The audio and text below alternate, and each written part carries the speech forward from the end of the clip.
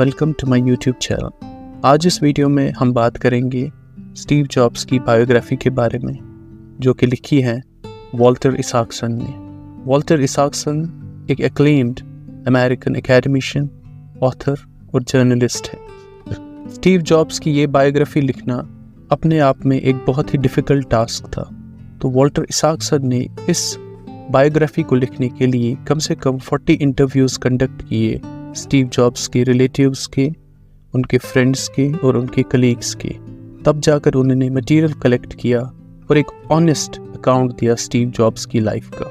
Steve jobs की biography इस मामले में भी डिफ़िकल्ट थी क्योंकि स्टीव जॉब्स ने रिवोल्यूशन लाया कंप्यूटर इंडस्ट्री, और वो टेक्निकल डिटेल्स एक कॉमन मैन की तरफ लाना, वो टेक्नोलॉजिकल डिटेल्स उनको एक सिंपल लैंग्वेज में बताना, वो अपने आप में एक डिफ़िकल्ट टास्क था।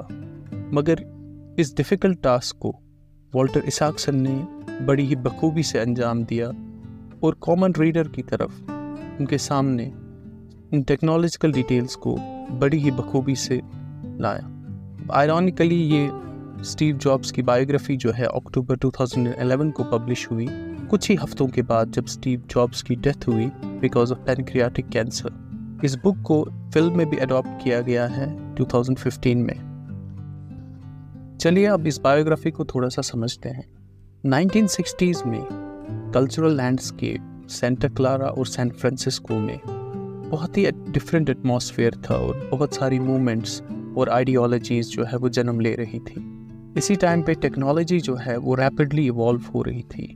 एक साइड से टेक्नोलॉजी और दूसरे साइड से एक काउंटर कल्चर जो कि टेक्नोलॉजिकल एडवांसमेंट के अगेंस्ट था, जिनको हम हिपीज़ भी कहते हैं, साथ साथ चल रहे थे।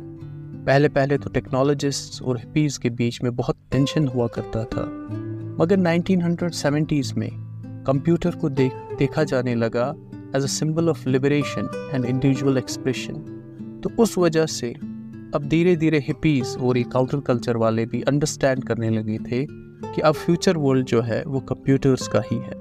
टिमोथी लेरी जो कि एक ऑथर और साइकोलॉजिस्ट है, उन्होंने कहा कि अब पर्सनल कंप्यूटर्स जो हैं वो एक LSD बन गया है। LSD यानी एक ड्रग बन गया है। इनका असल में ये कहना था कि अब काउंटर कल्चर और पर्सनल कंप्यूटर्स ने आपस में कोलैबोरेट कर लिया है।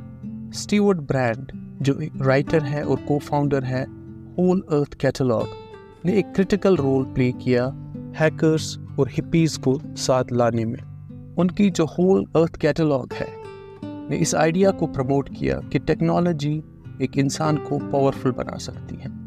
इस होल अर्थ कैटलॉग की वजह से स्टीव जॉब्स भी बहुत इन्फ्लुएंस हुए और इस कैटलॉग का एक famous slogan stay hungry stay foolish से स्टीव जॉब्स बहुत इन्फ्लुएंस हुए।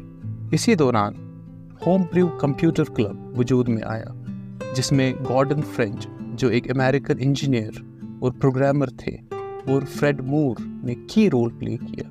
इस क्लब में कंप्यूटर एंथुसियास्ट्स आपस में इनोवेटिव आइडियाज़ शेयर करते थे। 1975 एक इम्पॉर्टेंट ईयर था जिसमें पहली बार डेब्यू हुआ ऑल्टेयर पर्सनल कंप्यूटर किट का, जो कि पहला कमर्शियली सक्सेसफुल पर्सनल कंप्यूटर था।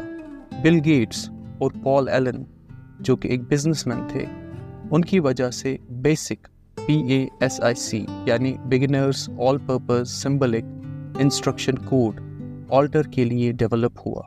साथ में स्टीव जॉब्स और उनके पार्टनर स्टीव वॉजनिएक ने भी ग्राउंड वर्क स्टार्ट किया एप्पल की फाउंडेशन का। स्टीव वॉजनिएक जो कि पार्टनर थे स्टीव जॉब्स की, उनका विजन एक माइक्रो प्रोसेसर को इंटीग्रेट करना एक पर्सनल कंप्यूटर में अल्टीमेटली उनको ले गया एप्पल 1 की फाउंडेशन की ओर।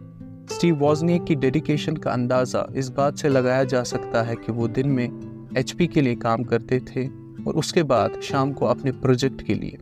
सबसे बड़ा ब्रेक थ्रू पर्सनल कंप्यूटर्स में तब हुआ जब पहली बार उन्होंने सक्सेसफुली कैरेक्टर्स को डिस्प्ले किया स्क्रीन पे।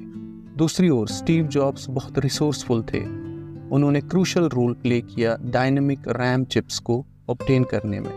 एक तरफ स्टीव वॉजनिएक टेक्नोलॉजिकली एडवांस थे, तो दूसरी तरफ स्टीव जॉब्स को मार्केटिंग की बहुत नॉलेज थी और वो regularly home brew computer club की मीटिंग्स अटेंड किया करते थे। इन दो चीज़ों की वजह से वॉज़निएक और स्टीव जॉब्स का एक पावरफुल कॉम्बिनेशन बन गया। मगर एक बात इनमें सिमिलर थी, वो ये था कि इन दोनों का पैशन फॉर टेक्नोलॉजी। पहला डिसीजन स्टीव जॉब्स और वॉज़निएक का था प्रिंटेड सर्किट बोर्ड्स को सेल करने का। इसके लिए वॉज़निएक ने अपना HP 65 कैलकुलेटर और जॉब्स ने अपनी वोल्क्सवैगन बस सेल कर ली। ये दिखाता है इन दोनों का पैशन अपने ड्रीम को पूरा करने का। स्टीव जॉब्स की अनकन्वेंशनल और यूनिक थिंकिंग का इस बात से पता चलता है कि जब उन्होंने अपनी कंपनी का नाम एप्पल रखा, जो कि इन्फ्लुएंस हुआ था उनका एक्सपीरियंस एक एप्पल फार्म पे। एप्पल नाम खुद में एक यूनिकनेस और इनोवेशन दिखाता है, जो बाद में एप्पल ब्रांड के कोर वैल्यूज। स्टीव वॉज़निएक क्योंकि HP में काम करते थे, वो फुल टाइम एप्पल को नहीं दे पाते थे। मगर जब स्टीव वॉज़निएक ने ड्यूटी समझ के जो अपना पहला डिज़ाइन HP को दिखाया, तो HP के ऑफिशियल्स ने उस डिज़ाइन में कोई खास इंटरेस्ट नहीं दिखाया। इस वजह से स्टीव वॉज़निएक को एक अपॉर्चुनिटी मिली कि वो HP में अपना काम छोड़ दे और अपना पूरा टाइम एप्पल को बड़ा ब्रांड इस्टेब्लिश करने में पूरा अपना टाइम दे। सबसे इम्पॉर्टेंट फैक्टर जो एप्पल की सक्सेस का रीज़न बना, वो है पॉल टेरल, जो फर्स्ट कंप्यूटर रिटेल शॉप के ओनर थे। टेरल ने जॉब्स और वॉज़निएक का एक डेमो देखा तो उनको अंदाज़ा लगा कि इनमें बहुत ज़्यादा पोटेंशियल है, और उनका प्रोजेक्ट देख के उन्होंने 50 एप्पल वन कंप्यूटर्स बनाने का ऑर्डर दिया स्टीव जॉब्स को और स्टीव वॉज़निएक को। मगर इस ऑर्डर को पूरा करने के लिए स्टीव जॉब्स और वॉज़निएक को $15,000 की ज़रूरत थी, जिनमें से $5,000 उनको एलन बॉम ने दिए, मगर बाकी के जो पैसे हैं उनको क्रैमर इलेक्ट्रॉनिक्स से एज लोन मिले।